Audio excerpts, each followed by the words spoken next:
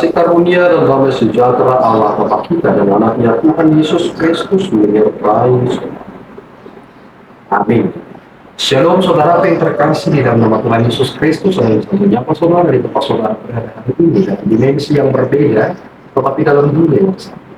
Sebagai insan yang diciptakan untuk Tuhan sebelum melakukan rangkaian aktivitas kita pada hari ini, marilah kita mengawalinya dengan memuliakan Tuhan lewat pujian kita dan mendengarkan firman Tuhan.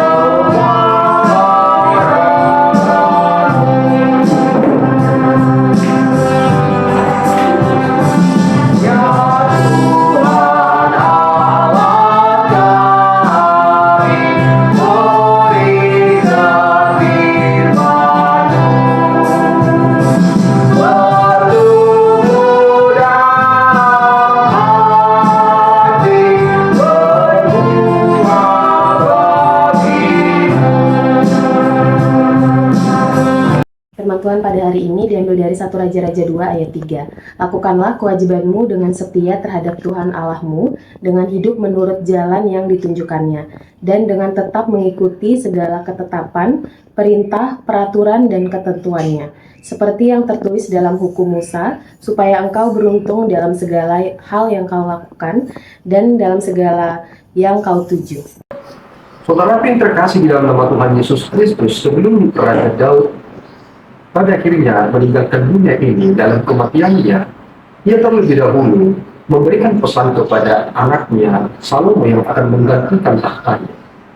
Satu hal yang sangat penting yang disampaikannya sebelum mengakhiri hidupnya adalah pesan supaya dia melakukan perintah Allah sebagaimana tertulis dalam hukum Musa. Dan ada catatan di sana yang mengatakan bahwa supaya engkau beruntung. Saudara, mengapa istilah supaya engkau beruntung menjadi sangat menarik? Karena ternyata ketika kita mencoba membandingkan atau mencoba melihat dari sudut pandang Matius 6 ayat 33, hal itu persis hampir sama. Sebagaimana katakan, carilah dahulu kerajaan Allah dan kebenarannya, maka semuanya akan ditambahkan kepadamu. Arti keberuntungan dalam teks kita hari ini ingin menunjukkan bahwasanya ketika tidak memprioritaskan Allah dalam hidupnya, maka sebenarnya akan ada kekacauan dalam dirinya. Jika saudara telah menjalani hidup saudara memprioritaskan Allah, tentu saudara akan mengetahui mana hal yang baik yang harus saudara lakukan. Tetapi jika saudara gagal untuk memprioritaskan Allah dalam hidup saudara, bagaimana mungkin saudara berkata bahwa saudara melakukan yang terbaik?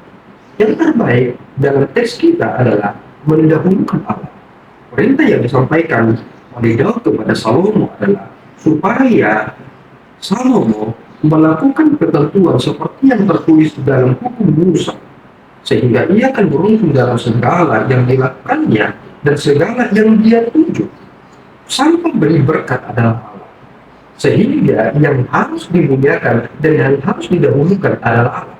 Persoalan yang terjadi belakangan ini adalah kita lebih terbuai dengan berkat-berkat Tuhan, bukan menunjukkan tentang makna kesetiaan dan juga kecintaan kita kepada Allah.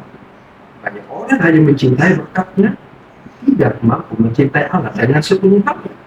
Mereka menganggap bahwa Tuhan adalah sang pemberi yang harus memberi, sehingga mereka dalam posisi itu menjadikan Allah sebagai objek atau oknum yang berfungsi untuk memuaskan keinginan mereka. Bukankah itu adalah tindakan yang begitu jahat? Masakan kita, orang-orang yang mengaku sebagai orang beriman, memperalat Tuhan, tidak menghiraukan apa perintahnya? Kita tidak belajar untuk mencintainya dan hidup dalam kesetiaan. Tetapi teks kita hari ini mengingatkan kita semua, sebagaimana Daud mengingatkan Salomo, itu juga yang mengingatkan kita supaya kita hidup di jalur yang telah ditentukan. Hukum dosa dalam hal itu adalah terkait tentang perintah. Tetapi kita telah memiliki Alkitab, kita memiliki petunjuk hidup. Dan barang siapa yang melakukan firman Tuhan adalah orang yang paling beruntung dalam hidupnya, sebab mereka mengetahui tentang masa depan. Dan mereka tidak ingin hidup di dalam kekecewaan, karena firman Tuhan penuh dengan janji yang begitu manis, bukan janji palsu. Dan orang-orang yang hidup di dalam perintah Tuhan itulah yang akan menikmati hidupnya dengan sungguh-sungguh. Tuhan Yesus memberkati kita. Ya Tuhan, kami bersyukur atas berkat-Mu. Terima kasih Bapa atas anugerah yang telah Engkau beri kepada kami. Kami memuliakan-Mu Bapa karena Engkau-lah yang memberikan kepada kami petunjuk, supaya kami boleh beruntung dalam hidup kami. Engkau-lah yang harus kami muliakan. Dan apa yang Engkau sampaikan, itulah yang kami harus benar. Terpuji Engkau Bapa, di dalam Yesus kami telah berdoa dan mengucap syukur.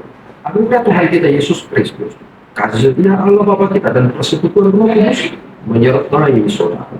Amin. Tuhan Yesus memberkati.